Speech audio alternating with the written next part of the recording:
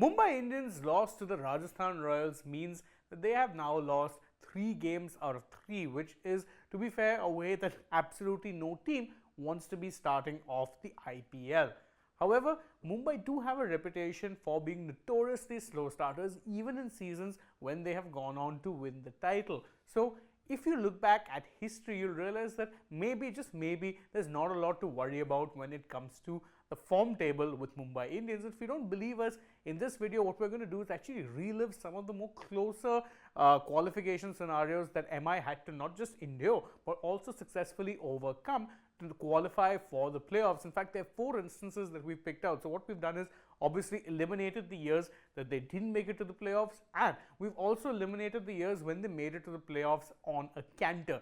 So you won't see, say, 2019 or 2020, or even for that matter 2017, where they were dominant in the way they made it to the playoffs. No, in this video we're going to look at 4 separate instances, 4 seasons when MI had their backs against the wall but somehow managed to fight their way out like a cornered tiger. Starting with, of course, their first title winning season. Now 2013 was a pivotal year for Mumbai Indians, even though at that point they didn't really know it, because the start of the season was not very auspicious. Of their first 6 games, they ended up losing 3, which isn't the worst start in the world when you look back at things, except that some of the teams they were beating were not exactly stepping up to be title contenders. So they lost to RCB, which was in itself a bit of a shock given the good record they have, then ended up beating CSK, which was a surprise, Delhi Daredevils, and the Pune Warriors India. Of course, Pune Warriors were a hopeless side at that point in time, so beating them, not a big deal.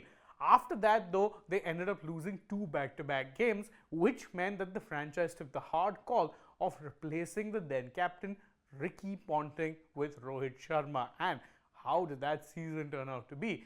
They overcame their slow start, qualified for the playoffs, and then went on to lift the first of their 5 titles.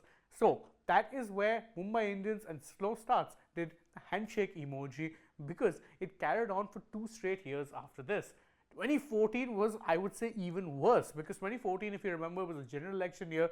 The first leg, the initial first leg, was held in the UAE, and the UAE leg was by no means kind to the Mumbai Indians. They lost 5 out of their first 5 games, which basically meant at that point you have 14 games, you need to basically be winning almost all of the games, which is not ideal. But they did end up turning things around, despite the fact that once again they left it very late, because if you look at their first 5 games, they lost, and then after that the next 5 games they ended up getting 3 wins. But again, 3 wins means that with 4 games to go they only had 6 points, so it was a very, very marginal call. But of course, 2014, you remember what happened. They won 4 on the trot and finished in 4th only just. In fact, this was the year that is remembered for the viral moment when Rahul Dravid took off his cap and flung it to the ground in frustration, because Dravid, then the coach of the Rajasthan Royals, had seen Aditya Tare and Corey Anderson absolutely decimate the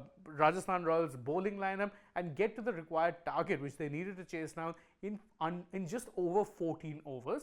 They got the runs and then qualified in 4th position by the skin of their teeth. They didn't win the title, but it had established a benchmark that they could start slow and then they would make things up. It was a benchmark that continued in 2015, because once again, the first 4 games on the trot, they ended up suffering pretty big losses.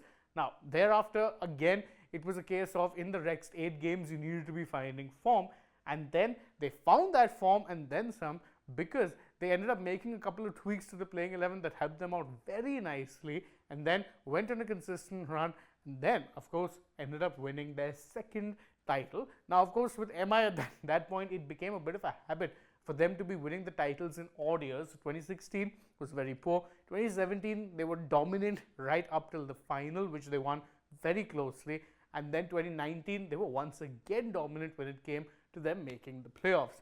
And so the next real comeback season that they had after this was just 1 year back, 2023, the 2nd year of the new, let's say, after the new mega auction. And 2023 was not that much kinder, at least initially, to the Mumbai Indians as far as the start of the season goes. 3 games, they've lost 2 matches, and once again it looked like the Mumbai Indians, who, lest we forget, had finished 2022 in 10th position, having lost their first 8 games on the trot, were once again staring at an improbable, let's say, qualification scenario to make it. But then they once again got that upturn in form. They got in a few key players. So you had a Nehal Vadera who struck form. You had an Akash Madwal who struck form. There was no Jasprit Bumrah. And despite that, they ended up finishing in third place, winning the eliminator, and then going on to lose the qualifier 2, which meant that if they had won that, they could have potentially been in the final. It was a very, very close call. And the fact that they missed out was only thanks to the fact that they were up against a much stronger Gujarat Titans. Ironic when you consider what the root of all their problems in this particular season has been. So if you're a Mumbai Indians fan and thinking, well, we've made a pretty bad start, you needn't really worry. That being said, this year there is one clear and obvious problem when it comes to how it is that Mumbai are functioning, and that is the lightning rod and the divisiveness that you have seen under Hardik Pandya and his captaincy. Obviously, back then you looked at those Mumbai teams and you're like, you know what, there are plenty of match winners, they just need to click. The same can be said about this team, except this seems like a house divided. For all you know, I still could be proven wrong, but right now MI's playoff hopes are definitely hanging by a thread, and they need to be able to channel one of these 4 instances I mentioned to ensure that they can qualify for the playoffs once again in 2024. Do you think they can do it though? Well, you can tell me that in the comments below, and don't forget to like this video, share it with your friends, subscribe to the channel, and tap the bell icon as well. Follow us on social media. We're on Instagram, Twitter, and Facebook. Don't forget to download the Sports app, and if you're already on the channel, go ahead and check out some other videos we posted as well. For now, from my side though, it is goodbye.